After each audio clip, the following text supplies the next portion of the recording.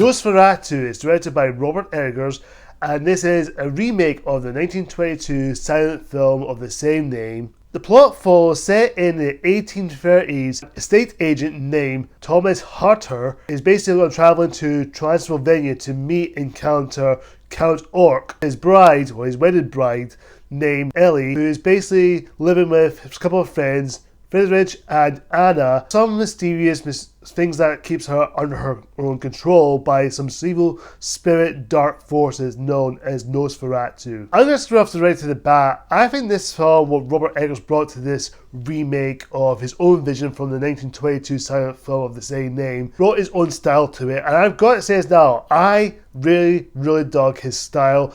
It's very gothic, it's got that unique take on this story. I think he does bring some tension to the film, because from the opening scene, all through the shots, you can tell it's very dark. It has that mystical but yet very dark fantasy going on. It still has that horror vibe to it, and which I gotta say this now, if you're really squeamish to horror stuff, because this is really dark. It's very subject dark matter, and it's really scary and really tensed up. Because I was tensed up for most of this film, because I went into this film thinking it's going to be that scary, or it was not going to be that scary, but it got me tensed up. There were moments through this film I was tensed up. I was like crunching up my seat like this, kind of doing that, and when the moment scare jump does happen, I actually got scared. I went, oh my god, like oh god. It's kind of like a jump scare factor, even though some say it may be predictable, you know it's coming, but it did in a way it's so realisable. It doesn't do it in a way it just makes you go jump scare, jump scare, jump scare, jump scare, jump scare, jump scare, jump scare. But I was bitten that way, but it didn't make me go, oh, it's so predictable, it's gonna be a jump scare. No, it did it in a way it's so, makes it so unique and very terrifying, but it does it in a way it doesn't make you think it's gonna be a scare moment. I had to say this now, Robert Eggers went full on the blood and the gore and the disturbing imagery, which, honestly, there were a couple of moments I got a little bit disturbed and maybe a bit shocked. Maybe it goes, oh, okay, that's a little bit creepy there, or a wee bit too much on the nose, or, the way he did it, it's so well done. It's so unique and very well directed, how he handled it, and it's just so perfect, and it didn't even lose one bit of steam. The acting all around is really good. I think the acting is great. For Bill Skarsgård as the main character, the main titular character, Nosferatu. I've got to admit, when you do see Nosferatu, you don't really see him. You do see him in the dark shadow, or see his reflection, or his shadowing appearances. The moment you see it, you don't really get good quits. You get a little glimpse of him, but he does look very scary, and he looks very terrifying, and it looks very frightening to look at. And the moment I saw him, I got tense from my fear from my eyes. And Bill Skarsgård does a great job here. Definitely got that into his performance. You can tell how scary he looks, and how terrifying, and just how creepy, and just really gets you on your nerves. It just, just runs into my spine. He just gives me that creepy vibe looking. And of course, you've got another cast like Nicholas Hoult as Thomas, who's great as always. I do like Nicholas Hoult as an actor, very underrated. He definitely gave a great performance. To my surprise, Lily Rose Depp, who's Johnny Depp's daughter, who plays Ellie, who is absolutely amazing, who is just absolutely incredible in this film. Just really show her fear and all her tensing up.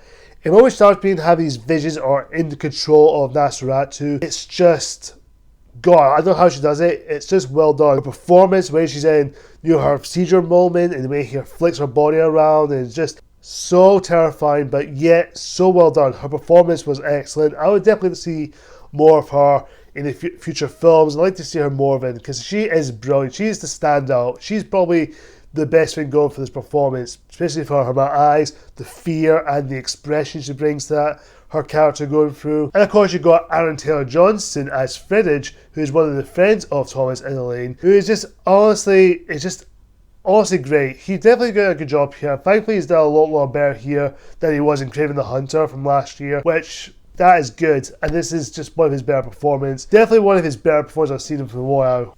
And of course you've got Willem Dafoe as the professor, who is absolutely great here. He's not in the movie that much, but you do see him like somewhere in the middle of the second act, which I will admit, he definitely got a great performance. Definitely has some good stuff going for. You know, the rest of the actors are fine. You know, everyone gives a great job. I think everyone gives their 100%. They don't feel like they're phoned in. They don't feel that bored or they phoned it in or just giving them really bad performances. It's all due to the good script that Robert Eggers wrote as well. He wrote the screenplay for this movie. He definitely allowed the actors to be showing their fears, their anxieties, but also give that good expression to their performances. And I think that's really well done. And I gotta say, the music score and the sound mixing for this film is just incredible. It's just very unique, very stylized, and you know, in terms of the graphic style, it just shows everything from start to finish. It doesn't slow down, it just picks up the pace. There were a couple of times it did drag certain stuff like for the same day. It did kind of dragged on a little bit because I feel like it's a 2 hours and 12 minutes movie, but it felt like 2 hours and a half. But for the majority of it, I did kind of like how it builds up, see certain stuff going for. And I was intrigued by it, and I definitely felt there's something more going into it. And the editing here is absolutely well done. There's some really good editing. It wasn't anything too jumpy or doesn't cut out from a few places here and there. You get enough time to focus on one character and then just another character or a wide shot. It's just amazing how Robert Eggers brought that into the story, his story lens, and the way he tells his characters and the way he brings that into that film. I can see this as potentially being one of the best horror films I've seen from this year. Even though it came out in 2024, but it is one of the better films I've seen from this movie, which is probably his best one yet. And I absolutely love this film. I would definitely like to watch more of his work because I haven't seen The Northman or The Lighthouse, which he directed. So I do want to watch more of his work because I think he's a very fascinating director about how he does his style, the way he handles the graphic, the gothic stuff, and the blood and gore, which he didn't afraid to use up majority of the film. And I have to say, this film is excellent. I have no words to describe it. I would definitely, guys, recommend this. It's always out on Christmas in America, but it's out this week and during the New Year's week. But guys, if you've not seen this film, please check it out. It's definitely worth your time. You want to watch something scary for this January?